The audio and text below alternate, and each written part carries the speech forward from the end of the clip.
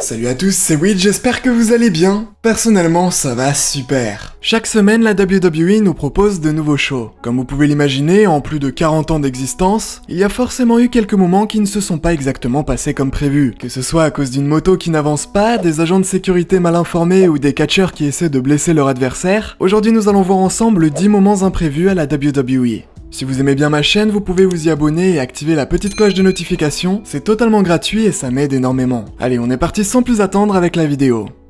10. Rob Gronkowski. La communication, c'est quelque chose de primordial pour qu'un show de catch puisse fonctionner. On est durant WrestleMania 33 en avril 2017 et au tout début du show, il va y avoir un imprévu durant la bataille royale en l'honneur d'André le Géant. En fait, pendant le match, Jinder Mahal va envoyer Mojo Rawley contre une barrière de sécurité. Ça ne va vraiment pas plaire à Rob Gronkowski, un célèbre joueur de football américain, qui se trouvait au premier rang. Jinder Mahal va alors s'emparer de la boisson du footballeur afin de la lui jeter en pleine face avant de remonter sur le ring. Rob Gronkowski va se chauffer pour monter sur le ring. Tout ça, c'était prévu dans le scénario, sauf qu'un agent de sécurité va soudainement débarquer pour l'en empêcher. En fait, cet agent de sécurité n'était tout simplement pas au courant que c'était prévu et donc qu'il ne fallait pas intervenir. On pourra alors voir un autre agent de sécurité essayer de discrètement prévenir que tout était ok, et juste après on pourra également voir des arbitres intervenir. Au final, Rob Gronkowski réussira à monter sur le ring et pourra enfin se venger sur Jinder Mahal. C'est une petite erreur de communication assez marrante qui méritait sa place dans cette vidéo. 9. Titus O'Neil. S'il y a bien une personne à qui il ne faut pas s'en prendre à la WWE, c'est au patron Vince McMahon. On est durant un épisode de Raw en février 2016 et ce soir-là, Daniel Bryan va monter sur le ring pour annoncer au monde entier qu'il prenait sa retraite. Vous l'imaginez, c'était un moment assez intense, tous les catcheurs en vestiaire viendront pour faire le Yes Movement et même Vince McMahon le fera. Daniel Bryan va par la suite se rediriger vers la rampe d'entrée et il sera rejoint par sa femme Brie Bella, puis il rentrera en backstage. C'est à ce moment qu'on pourra voir Titus O'Neil attraper assez violemment Vince McMahon qui va par la suite le pousser. C'était pas très clair, pourquoi est-ce qu'il y a eu cette espèce de confrontation entre Vince McMahon et Titus O'Neil? En fait, on apprendra plus tard que c'était parce que Stephanie McMahon était derrière Vince, et que Titus, pris d'une soudaine pulsion de galanterie, va attraper le bras de Vince et lui dire « les femmes d'abord ». Un élan de politesse assez surprenant qui ne va évidemment pas plaire à Vince McMahon puisque c'était pas du tout prévu. Titus O'Neil sera par la suite expulsé 60 jours de la fédération et devra payer 5000 $ d'amende pour avoir perturbé le show. 8. John Cena. Durant WrestleMania 28 en avril 2012, il va perdre un match face à The Rock. Le lendemain soir, à Raw, il sera sur le ring pour expliquer qu'il assumait totalement sa défaite et qu'il respectait The Rock. Alors qu'il attendait le catcheur dans l'arène, c'est finalement Brock Lesnar qui fera son grand retour sur les rings après plusieurs années d'absence et il attaquera directement John Cena avec un F5. La semaine suivante, toujours durant un épisode de Raw, Brock Lesnar va monter sur le ring pour expliquer pourquoi il avait fait son F5. C'est alors que John Cena va à son tour débarquer sur le ring, il va directement gifler Brock Lesnar, ce qui conduira les deux hommes à une bagarre assez intense où les catcheurs en vestiaire devront intervenir pour les séparer. Le truc c'est que dès le départ, Brock Lesnar va accidentellement frapper John Cena en pleine bouche, ce qui le fera saigner par la suite. C'était pas du tout planifié à la base et cet imprévu rendra finalement la rivalité entre les deux hommes encore plus violente et donc plus intense. On voit quand même les préférences puisque Brock Lesnar ne sera pas sanctionné pour ça alors que quelques années plus tard, Shinsuke Nakamura se fera violemment remonter les bretelles après avoir accidentellement fait retomber John Cena sur la tête. 7. Stone Cold. C'est probablement le catcheur le plus redoutable dans l'histoire des Royal Rumble puisqu'il en a remporté 3 tout au long de sa carrière. Mais c'est aussi durant un Royal Rumble qu'il a failli tout perdre. On est en 1996 durant le Royal Rumble du coup et à cette époque, Stone Cold n'était pas encore une légende. Il venait tout juste d'arriver à la WWE sous le nom de The Ring Master et ce soir-là, il va obtenir une opportunité assez incroyable pour un nouveau catcheur, à savoir finir dans les 4 derniers compétiteurs du Royal Rumble. Malheureusement, il ne connaîtra pas ce moment de joie puisqu'en se prenant un coup de la corde à linge par Fatou, il va accidentellement tomber du ring et être éliminé. Ce n'était absolument pas prévu et plus tard, Stone Cold expliquera au cours d'une interview qu'en fait, à cette époque, les catcheurs mettaient énormément d'huile pour bébé sur leur corps afin que leur peau apparaisse luisante devant les caméras puisque ça permet de faire ressortir les muscles. Le truc, c'est qu'après autant de catcheurs qui ont défilé sur le ring dans un Royal Rumble match, les cordes sont imbibées d'huile et c'est très difficile de s'y accrocher puisqu'elles glissent énormément. Vous l'aurez compris, Stone Cold aurait dû s'accrocher aux cordes et revenir sur le ring, mais il ne réussira pas la manœuvre et sera éliminé. Heureusement, la WWE ne va pas trop lui en vouloir et il connaîtra par la suite son succès phénoménal dans la fédération. 6. Cesaro.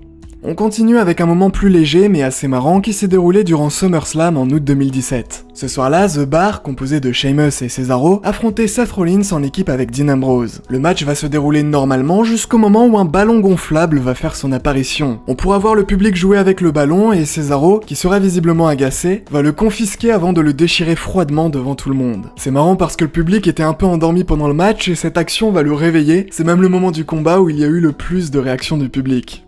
5. Daniel Puder.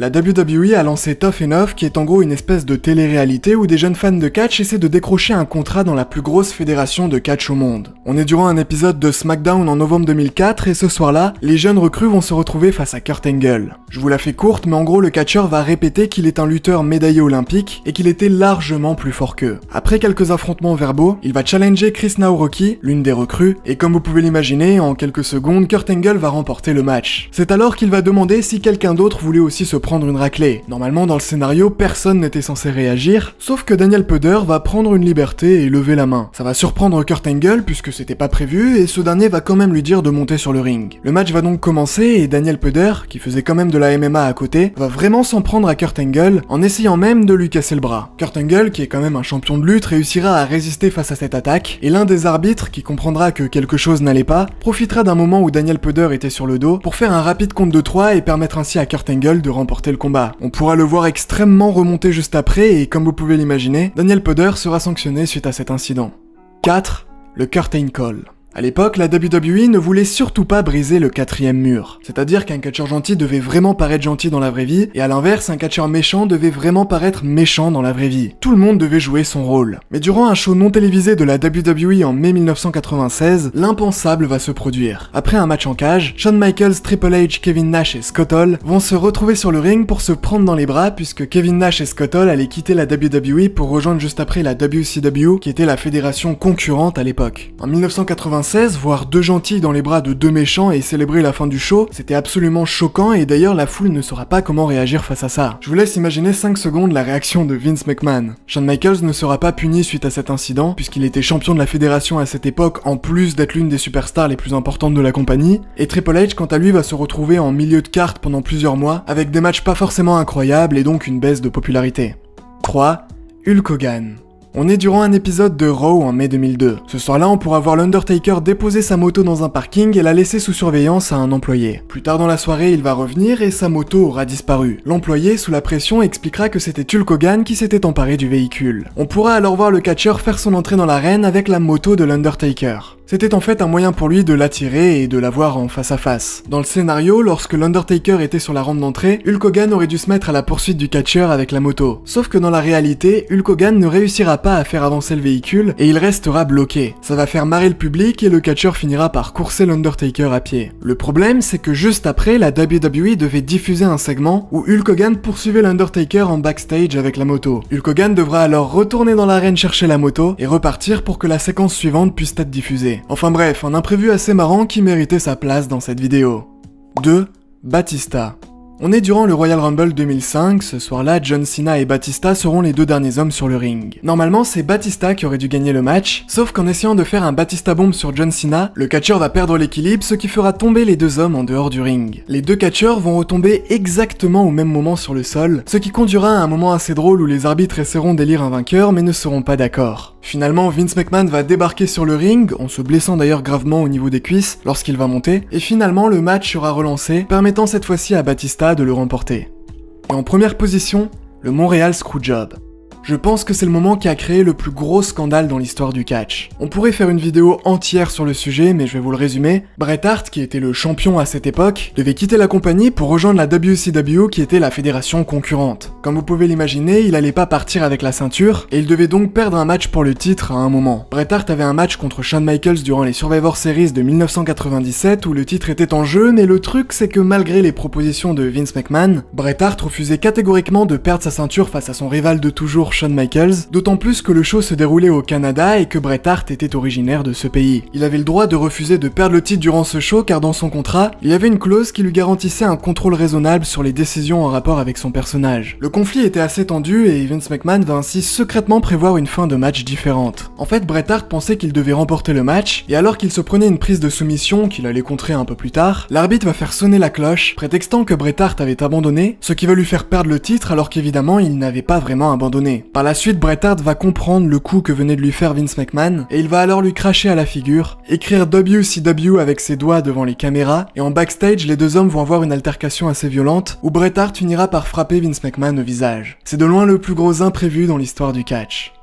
Voilà, on arrive à la fin de cette petite vidéo, n'hésitez pas à vous abonner à la chaîne si vous l'avez appréciée, n'oubliez pas la petite cloche, on se revoit dimanche prochain et d'ici là portez-vous bien, c'était Wids, bye tout le monde. Yo, I ain't here for the money, I ain't here for the fame. Though it might be nice to own a jet plane, I'ma do it all for you.